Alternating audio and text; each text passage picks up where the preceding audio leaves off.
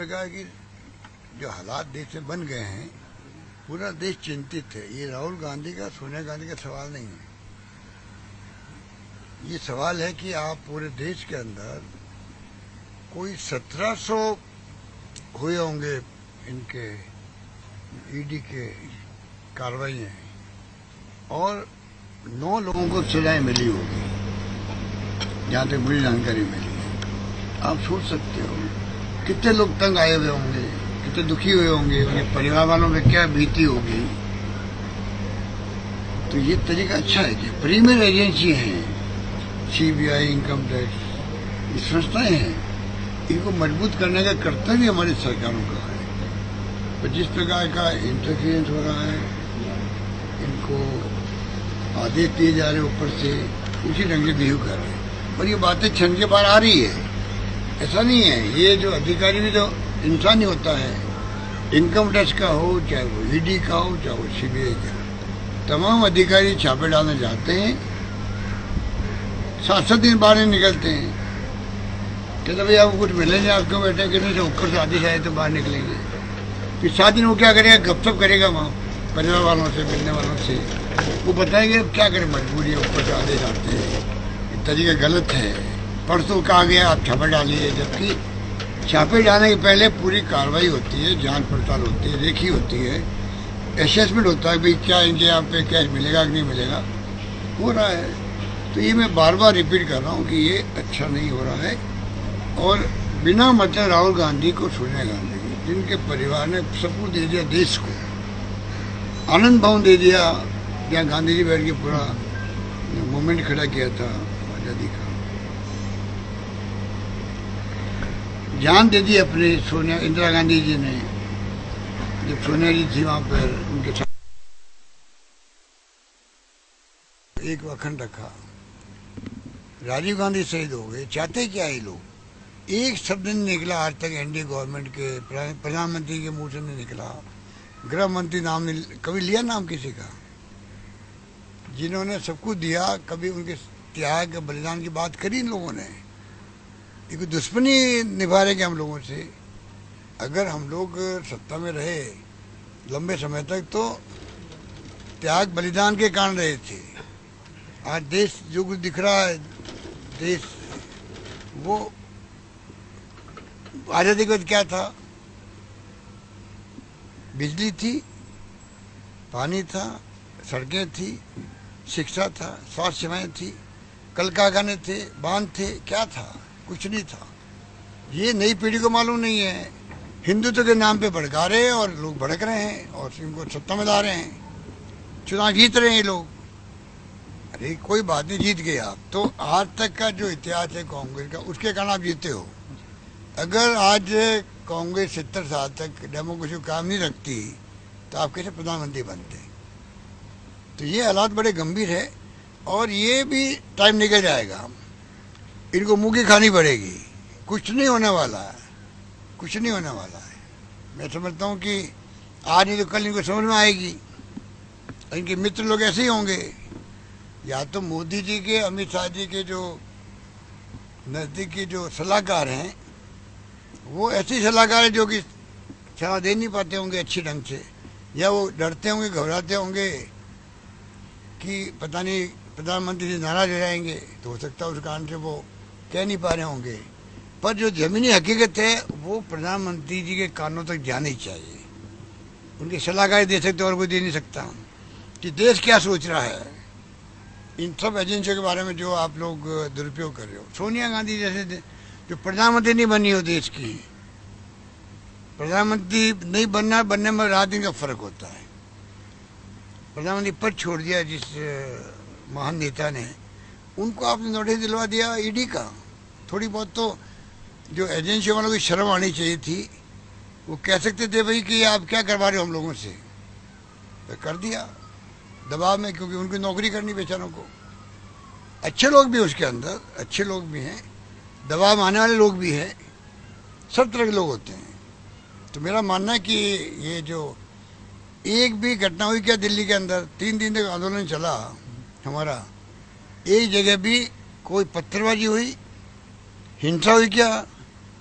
हिंसा की तो पुलिस ने करी उल्टी, पुलिस ने की है, कार्यकर्ताओं को मारा पीटा घसीटा।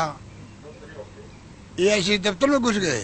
बताइए आप, एआईसी दफ्तर में घुसना कितना बड़ा पाप किया है, हमारे लिए बड़ा पाप किया उन्होंने। क्योंकि आज हमारा एक सेंटिटी है ऑफिस की, उसके अंदर आप घुस गए, मारपीट करी, सबको बाहर निकाल दिया। मीडिया वालों को नहीं बख्शा, मीडिया वालों ने नहीं बख्शा। तो आप सोच सकते हो इस प्रकार की हरकत में ये चल रहे हैं। पर कांग्रेस की तरफ से शांतिपूर्ण तरीके से आंदोलन हुए हैं, वेलकम करना चाहिए था पुलिस कमिश्नर को भी, दिल्ली के पुलिस कमिश्नर को, सरकार को इसको वेलकम करना चाहिए था कि भाई अगर डेमोक्रेसी के अंदर धरना दे रहे हैं, प्रदर्शन कर रहे हैं, उसमें हमें वेलकम करना चाहिए भी शांतिपूर्ण कर रहे हैं। हाँ, अगर पत्थरबाजी हो रही है, बस जला रहे हैं, तो आप कार्रवाई करो। आप बताइए, इतना शांतिपूर्ण तरीके से हो रहा है, आप बॉर्डर पे पकड़ रहे लोगों को, थाने में ले आ रहे हो, बैठा रहे हो 12-12 घंटे तक बैठा हो, आप 2 दिन बैठा हो। तो मैं समझता हूँ कि यहाँ की पुलिस दिल्ली की, उनको अपना व्यवहार ठीक करना चाहिए। उनके जो कांस्टेबल है या जो ड्यूटी में लोग हैं, वो भी पूरी घटनाओं को लाइक नहीं कर रहे हैं, मजबूरी में उनको ये सब कुछ करना पड़ रहा है। जब हम उनसे बात करते हैं वो समझते हैं कि ये क्या तमाशा हो रहा है।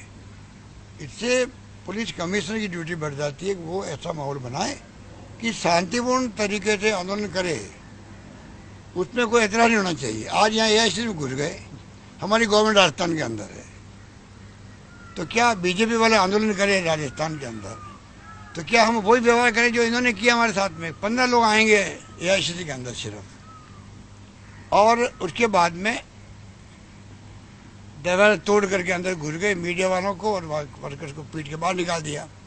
तो क्या हम लोग अगर सरकार में आ रहे हैं और बीजेपी अगर शांतिपूर्ण तरीके से आंदोलन कर रही है, वहाँ धरना दे रही है, प्रदर्शन कर रही है, तो करे, वो डेमोक्रेसी है। तो क्या हम ऐसे व्यवहार करें वहाँ पर? तो इन पर क्या बीतेगी?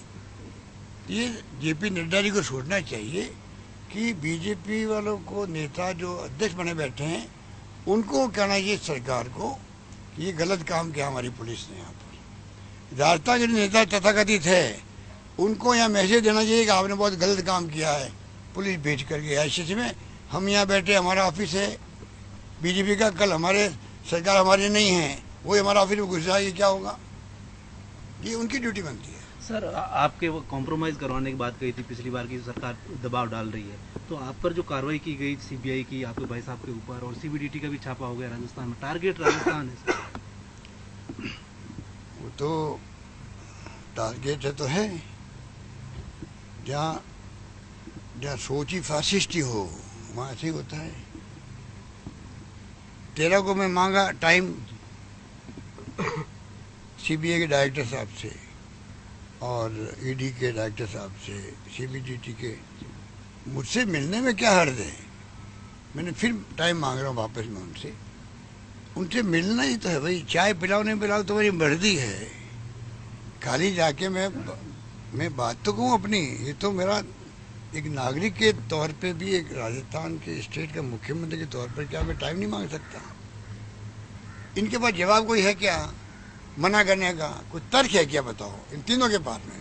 तो तीनों जो बैठे हैं नंबर 1 सीबीआई, इनकम टैक्स और ईडी के अंदर, इनके पास कोई तर्क है क्या मना करने का? भाई इस कारण से हम आपको नहीं मिल रहे हैं। पता नहीं, हमें तो जनता से मिलकर खुशी होती है और ये मिल नहीं पा रहे हैं। इनको क्या अपने पता नहीं क्या भाई इनको, ये तो ये जानते हैं। पर जिस प्रकार 13 को टाइम मांगा, 15 को एफआईआर दर्ज कर दी सीबीआई ने और 17 को छापा डाल दिया।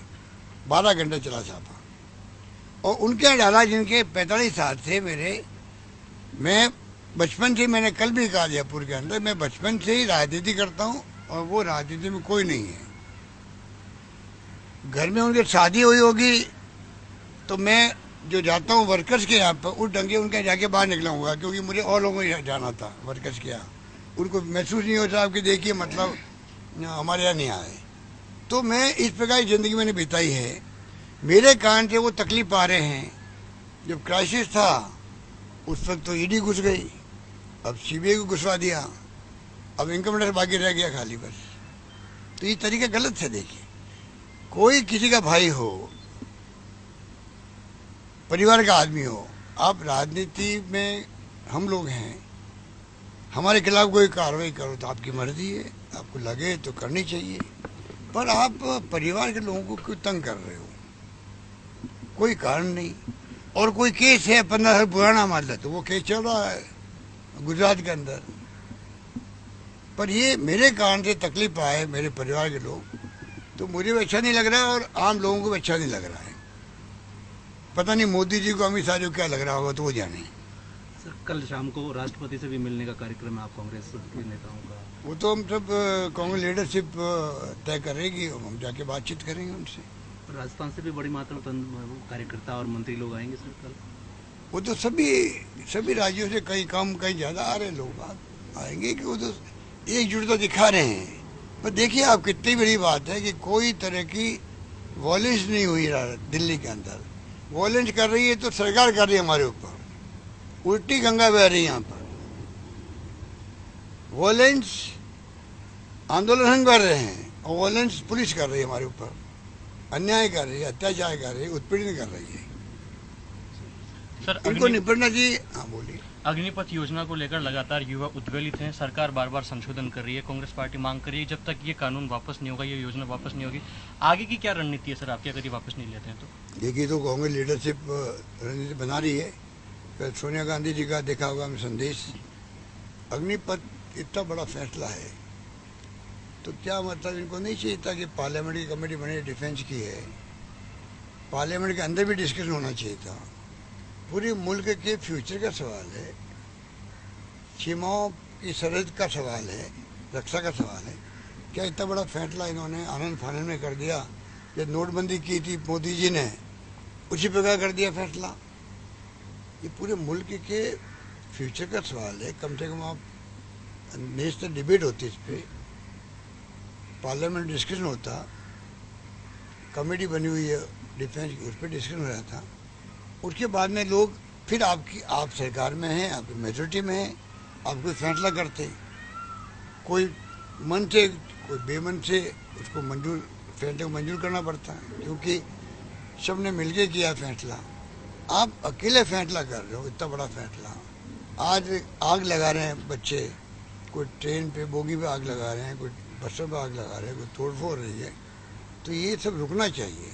हमें तो अपील की, हमने तो कल प्रस्ताव पास किया कैबिनेट के अंदर कि ये हिंसा नहीं होनी चाहिए, अपनी बात कहें, शांतिपूर्ण तरीके से बात करें अपनी, ये मेरा मानना है।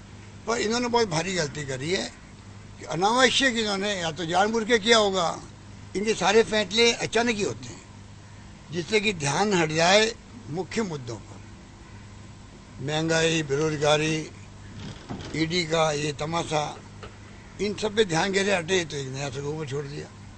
तो ये मैं समझता हूँ कि इससे इतनी भारी गलतफहमी हो गई है। बड़े बड़े जो जनरल और कर्नल हैं रिटायर्ड, वो सब एक स्वर में इसकी खिलाफत क्यों कर रहे हैं? उनको विश्वास में लेना चाहिए था उनको भी। तीनों सेनाध्यक्ष है, उनको खुद को बोलना पड़ रहा है, समझाना पड़ रहा है। अब जो समझा रहे हैं, आज कैबिनेट सेक्रेटरी ने तमाम देश के चीफ सेक्रेटरीज थे और डीजी पुलिस से बात करी है और उनको समझाया गया कि साहब ये इसमें स्कीम हमारी है। अमेरिका में क्या हो रहा है, यूके में क्या हो रहा है, फ्रांस में क्या हो रहा है, ठीक है, इजराइल में क्या हो रहा है, बता रहे हैं वो। ये काम पहले नहीं कर सकते थे? अगर ये काम पहले करते तो आपको खुद को डिबेट में मालूम पड़ता भी कि पार्लियामेंट के अंदर सब पढ़ के आ रहे हैं, समझ के आ रहे हैं, रिसर्च करके आ रहे हैं, अपनी बात कह रहे हैं, उसके बाद में आप फैसला करते। आज फैसला सुना रहे, वो बता रहे हैं, एक्सप्लेन कर रहे हैं, उसकी जरूरत नहीं थी, पहले कर देते वो। ये बहुत भारी गलती की इन्होंने, बहुत भारी चूक हुई इनसे। उसी का खामियाजा देश भुगत रहा है। पूरे देश में आग लगी हुई है जो नहीं लगनी चाहिए थी। अब भी सबको अपील करनी चाहिए, किसी भी कीमत पर ये प्रॉपर्टी नेशनल प्रॉपर्टी है, इसको क्षति करने का कोई किसी को फायदा नहीं है। ये नौजवानों को भी समझना पड़ेगा। आप धरना दो, प्रदर्शन करो, शांति से करो अपनी बात, मेरा मानना ये है। नमस्कार, मैं हूं मानक गुप्ता। अगर आपको हमारा ये वीडियो पसंद आया हो तो इसे लाइक और शेयर जरूर करें और हां, हमें सब्सक्राइब और फॉलो करना ना भूलें ताकि आप देश और दुनिया की कोई खबर मिस ना करें। तो जुड़े रहिए हमारे साथ और देखते रहिए न्यूज़ 24।